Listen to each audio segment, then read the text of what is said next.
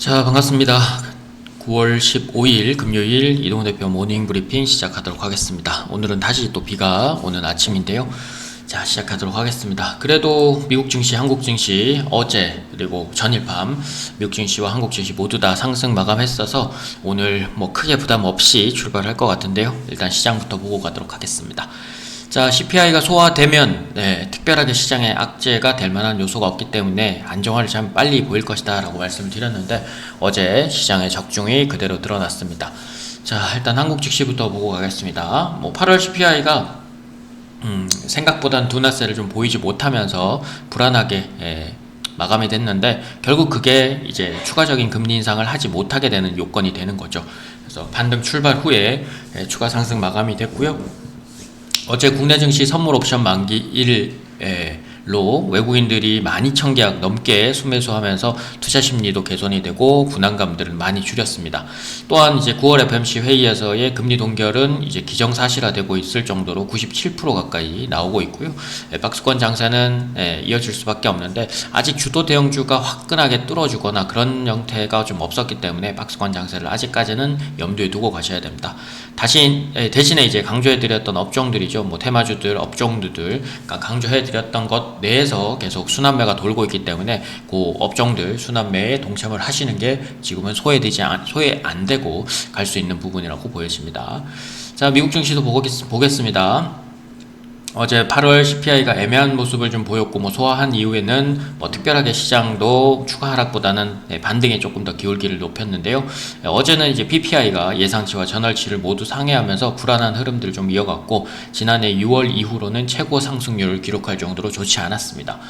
그리고 경제 지표의 이제 산업 생산도 그렇고 그 다음에 고용 지표, 주간 실업충 청구 건수도 조금 늘어나게 되면서 불안감들을 좀 이어갔는데 그게 어쨌든 금리 동결로 가는 이유가 되는 거죠. 반면에 이제 ECB 유럽 중앙은행은 이제 기준금리를 다시 또 인상을 했습니다. 그래서 예금금리로는 4%대까지 올렸고 대신에 이제 성명을 통해서는 마지막일 가능성들을 시사를 하게 되면서 독일의 국채금리도 급락을 했고 그 다음에 독일 국채금리뿐만 아니라 그 유로화 가치도 급락을 좀 보이면서 시장은 거기에 대한 긍정적인 요소로 작용을 한 것 같습니다. 그래서 ECB의 기준금리 인상에도 불구하고 마지막일 것이라는 얘기가 나오면서 9월달에 FOMC 회의에서의 금리 동결 가능성 역시나 97% 거의 기정사실화된 상황이고요.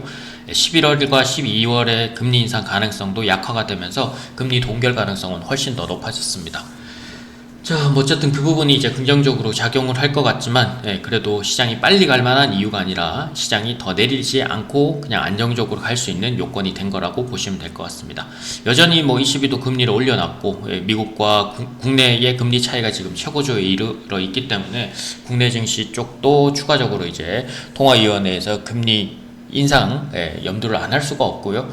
미국 쪽에서 빨리 내려준다면 상관이 없지만 지금 장기간의 고금리 정책으로 가계 부담은 좀 더 커질 수 있기 때문에 그 부분은 계속 시장의 발목을 잡고 있는 상태가 된다. 그래서 장기간의 고금리 정책도 있지만 ECB도 그랬고 미국도 이제 긴축 완화에 대한 기대감도 충분히 공존할 수 있는 과도기 전 시점이다 보니까 그런 부분들 모두 다 시장의 박스권으로 갈 수밖에 없는 상황이라고 보시면 될 것 같습니다. 자, 그리고 자율주행 AI 로봇 5G 최근에 이제 5G가 좀 강세를 좀 보이고 있고 그 다음에 반도체 소부장과 2차 전지는 어제 또 반등이 나왔고 그래서 화장품, 의료미용, 우크라이나 재건까지 최근에 보이고 있는 테마주들 업종까지 하면 6개, 7개 정도 되는 거죠. 그래서 그거 업종 내에서 이제 계속 겹쳐서 순환매 보시면 될 것 같고요.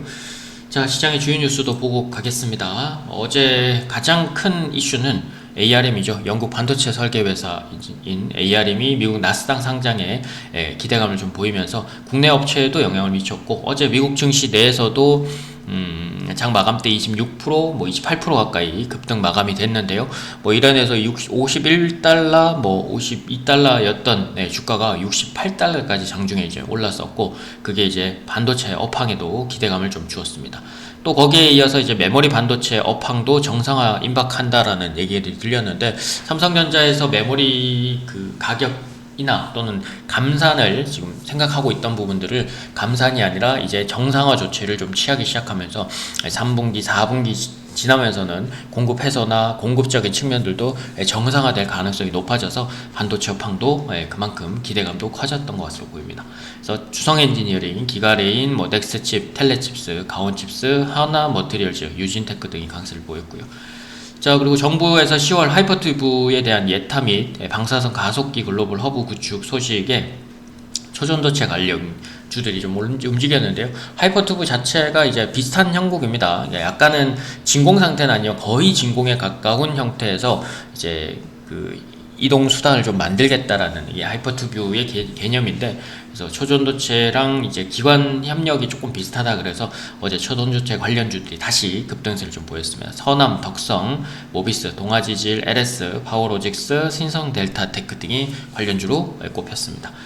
자, 그리고 LG 디스플레이에 이어서 삼성 디스플레이가 아이폰 15 시리즈의 OLED 패널을 대부분 공급한다라는 소식들이 들리게 되면서 중국의 BOE를 제치고 삼성과 LG가 이제 대부분의 패널을 공급할 것으로 예상을 하면서 OLED 관련주들도 반등이 나왔는데요.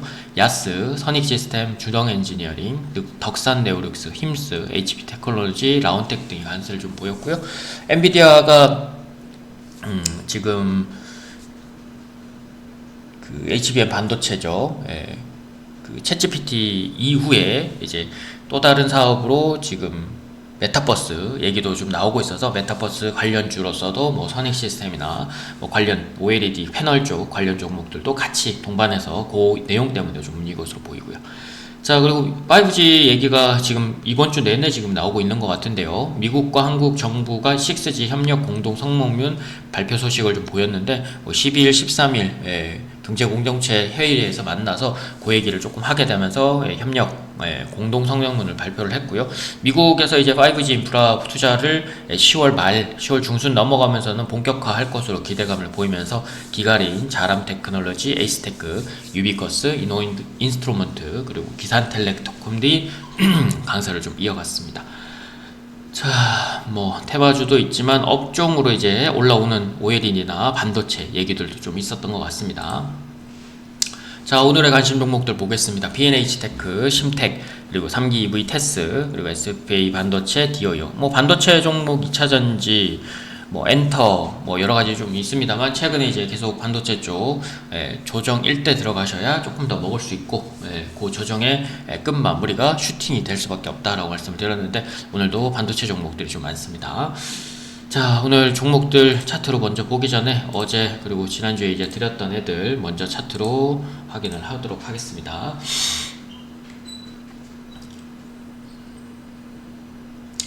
자, 일단 뭐 어제 드렸던 것 중에서는 매수가 많이 되진 않았습니다. 어제 시가가 좀 떠 있었기 때문에 매수하기가 조금 까다로웠을 텐데 센서브도 어제 매수가 불가능했습니다. 뭐 장초반에 상승 출발 이후로 뭐 이렇다 할 반등도 없었고, 그래서 매수가 가능은 하긴 했었지만 뭐 거의 매수가 부근에서 마무리 됐거나 뭐 그랬을 정도였고, 뭐 매수는 뭐 오늘 하루 더 확인하고 들어가셨어도 크게 나쁘진 않았을 것으로 예상을 합니다. 자, 그리고 어제 드렸던 거 두 번째 STI 최근에 29,000원대 드리고 나서 지속적으로 좀 드리고 있는데 이틀 연속 조정이 나왔고요. 뭐 어제 양봉이 나온다면 뭐 오늘 기대감을 좀 보이곤 있습니다. 오늘 하루 정도까지는 양봉이 더 나온다면 기대감을 조금 더 이어갈 수 있습니다. 그래서 3만원 초중반대 그리고 29,000원 중반대 다시 깨지 않는 선이라면 한 번 더 양봉을 기다리셔서 보시면 되고요. 어제는 매수 자리도 좀 애매했습니다. 상승으로 출발도 했었고 그리고 장초반에 오른 듯 하다가 내려왔으니까 뭐 이거는 매수의 자리가 없었고요. 그리고 막판에도 지키는 자리가 아니라 내렸다가 올라오는 자리라서 오늘 오전까지는 체크하시고 들어가셔도 될 것 같다. 그래서 어제는 매수가 없었습니다. STI도. 자, 그리고 3기 EV 어제 장중에 반짝했었기 때문에 뭐 요거는 내려서 출발했기 때문에 충분히 자리 있었고, 오후에 올라오는 자리 보고 또 따라 들어가셨으면 뭐 잠깐의 자리 한 4~5% 정도 수익은 되셨을 거고, 그래서 오늘 하루 더 지켜보시면서 어제 저가 부근 5,600원 중반에서 5,800원 중초반 까지는 매수 가능하고요. 변동폭이 최근에 조금 큽니다. 그래서 그거 이후에는 다시 양봉 나오는지 확인하시면 되고요. 아래로는 뭐 5,500원 요거 깨지 않는 선이라면 한 번 더 7,000원대에서 6,000원 후반대 공략하는 거 보시면 될 것 같습니다. 자, 그리고 제테마 뭐 어제 애매하게 상승 출발했기 때문에 초반 강세보다는 내려오면서 다시 올라오는 걸 확인하시면 된다 말씀을 드렸고요. 그래서 어제 뭐 맨 아래자리 공략을 하지 못했더라도 24,000원, 23,000원 후반대 공략하셨다면 충분히 한 3, 4% 정도 수익권에서 마무리가 됐을 거고, 오늘 그 자리 연결해서 보시면 됩니다. 그래서 24,000원 초반에서 23,000원 후반대 매수 다시 가능하고요. 오늘 양봉이 나와야지만 조금 더 상승 기류는 타니까 그거 감안해서 보시고, 오늘 혹시라도 어제 종가보다 낮게 출발하면 충분히 확인한 이후에 다시 보시기 바랍니다. 그래서 위쪽으로 보시는 건 아직 27,800원까지 보시면 되고, 그래서 24,000원 초반, 23,000원 후반 정도까지만 일단은 염두에 두고 가시면 될 것 같습니다.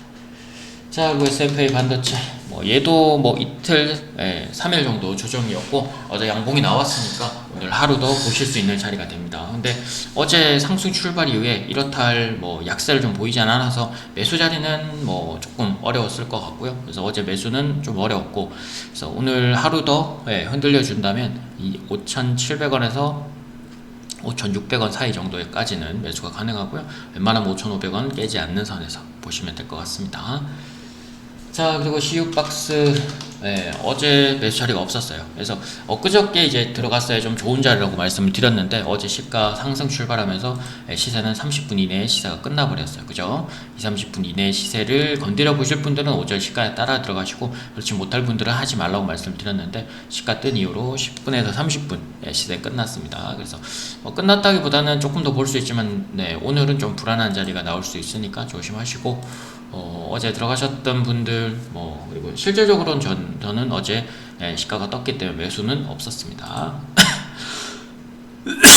오히려 수요일날 들어가신 분들은 오늘 아침 시가 떠오른다면 다시 한번 더 물량 조금 줄이시고 조금 더 조금 타이트하게 대응하셔야 될 것 같습니다. 이미 두 번의 양봉에 가까운 자리가 나왔기 때문에 오늘은 차익실현 나올 수 있다.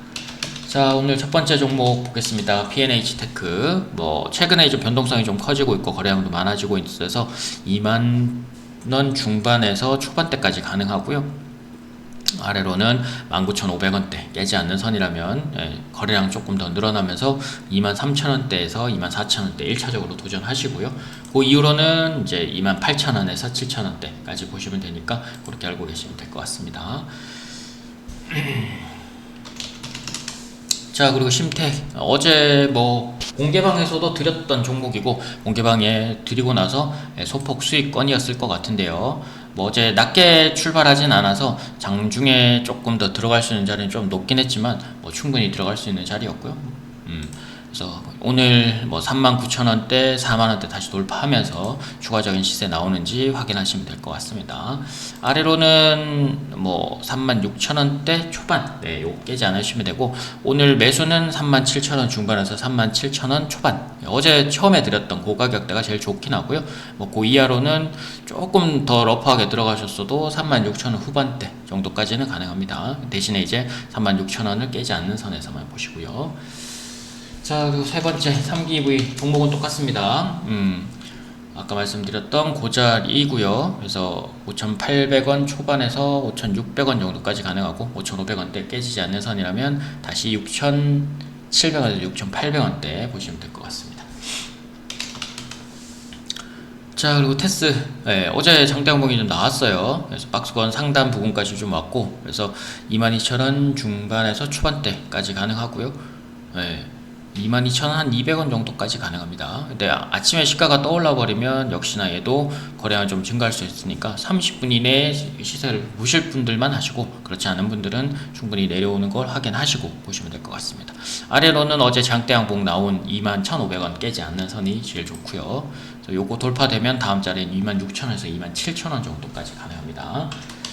자, 그리고 종목 캡치입니다. SFA 반도체. 얘도 최근에 양봉, 음봉 상관없이 계속 보고 있는 종목인데요. 어제 양봉 나왔고, 그래서 오늘 5,600원 중반에서 초반대, 5,500원대까지 가능하고요. 아래로는 5,400원 초반 깨지지 않는 선이라면 다시 6,200원대 돌파하는지 보시면 될 것 같습니다. 자, 그리고 마지막 오늘 DOU. 오랜만에 엔터주를 드리고 있는데, 엔터주 중에서 DOU 되게 오랜만에 봤고요. 41,000원 초반대 보시면 되고요. 아래로는 4만원대 깨지 않는 선이라면 짧게 보시는 것도 괜찮지만 중장기적으로 우상향 조금 더 보셔도 될 것 같습니다. 어제 장 초반에 시세가 좀 많았기 때문에 아침에 거래량이 조금 저조한 게 좋고요. 만약에 거래량이 더 늘어난다면 오후점 시점부터도 가능한데 웬만하면 오전에는 좀 확인하시고 들어가시는 게 좋습니다. 어제 거래량이 좀 많았기 때문에 충분히 거래량 늘릴 생각인지 아니면 양봉음봉 좀 겹쳐서 갈 가능성이 높으니까 그것만 참고해서 보시면 되고 1차적으로는 역시나 46,000원에서 45,000원 요 사이까지 좀 보시면 될 것 같습니다.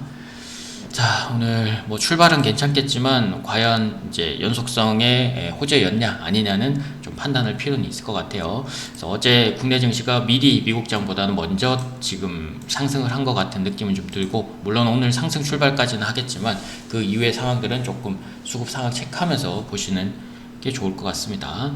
자, 오늘 하루도 화이팅 하시고요. 구독, 좋아요도 많이 눌러주시고, 그리고 다음 주에 다시 찾아뵙도록 하겠습니다. 이상 이동우 대표 모닝 브리핑이었습니다.